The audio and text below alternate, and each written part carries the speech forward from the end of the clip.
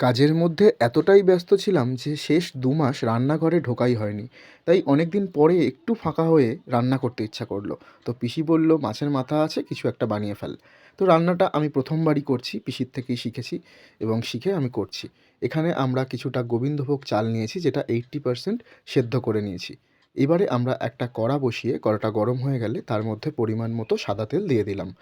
এদিকে আমরা তেলটা গরম হোক, ততক্ষণে আমরা যে মাছের মাথাগুলো রয়েছে তার মধ্যে কিছুটা পরিমাণ হলুদ আর নুন এটাকে মাখিয়ে রেখে দেবো।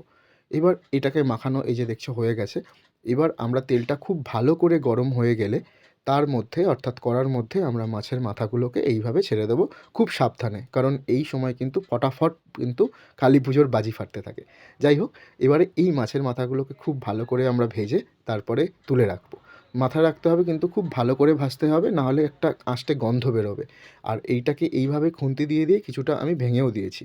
এবারে মাছের মাথাগুলো খুব ভালো করে ভাজা হয়ে গেছে, আমরা তুলে রাখলাম। কড়াতেই দিয়ে দিলাম তেজপাতা, গোটা গরম মশলা, গোটা জিরে এবং শুকনো লঙ্কা। এগুলো ফোড়নে দিয়ে এবারে একটু নেড়েচেড়ে নিয়ে এর মধ্যে আমরা দিয়ে দেবো আগে থেকে আমরা কেটে রেখেছিলাম কিছুটা কুচনো পেঁয়াজ। সেই কুচনো পেঁয়াজটা এর মধ্যে দিয়ে ভালো করে একটু নাড়াচাড়া করে নিতে হবে। এবার আমরা এর মধ্যে যেটা দেবো সেটা হচ্ছে কিছুটা পরিমাণে নুন এবং কিছুটা পরিমাণে হলুদ। নুন, হলুদ দিয়ে তারপরেও পেঁয়াজটাকে ভালো করে নাড়াচাড়া করতে হবে যতক্ষণ না পর্যন্ত লাল, লাল করে একটু ভাজা হচ্ছে। নুন, হলুদ দিয়ে দিয়েছি। এবারে আমরা এটাকে একটু আরও নাড়িয়ে নেবো। একটু লাল, লাল মতো যখন হয়ে আসবে তখন আমরা এর মধ্যে দেবো আদা আর রসুন আমরা বেটে রেখেছিলাম। সেই আদা রসুনের পেস্ট আমরা বড় চামচের ১ চামচ দিয়ে দিলাম।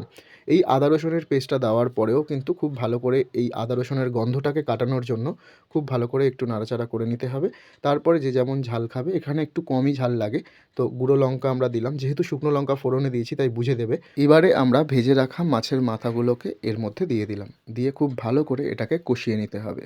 এবার আমরা এর মধ্যে দিয়ে দেবো পরিমাণ মতো বা স্বাদ মতো চিনি।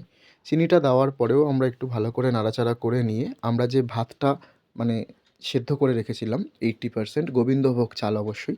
তো সেই ভাতটা এর মধ্যে আমরা দিয়ে দেবো। দিয়ে আরও বেশ কিছুক্ষণ নাড়াচাড়া করতে হবে।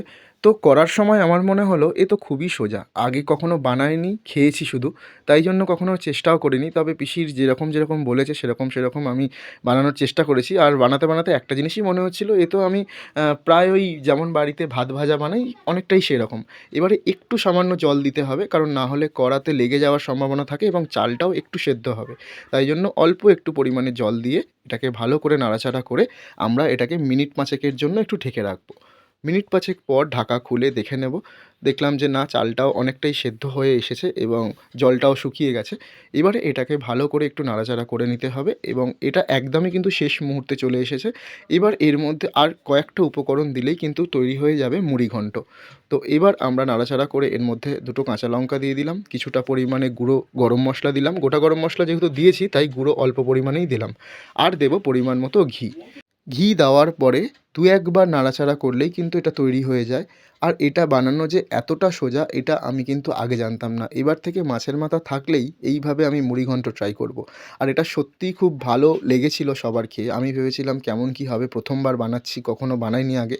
তো দেখলাম না, বাড়ির সবাই খুব প্রশংসা করেছে এবং খুব ভালো হয়েছে সেটা সবাই বলেছে। এবং আমার বাড়িতে একটা জিনিস এটা সবাইকেই বলা থাকে যে যেটা খারাপ হবে সেটা খারাপই বলতে, তাতে পরবর্তীকালে আরও রান্না আমি শিখতে পারবো বা রান্না করতে পারবো ভালো করে।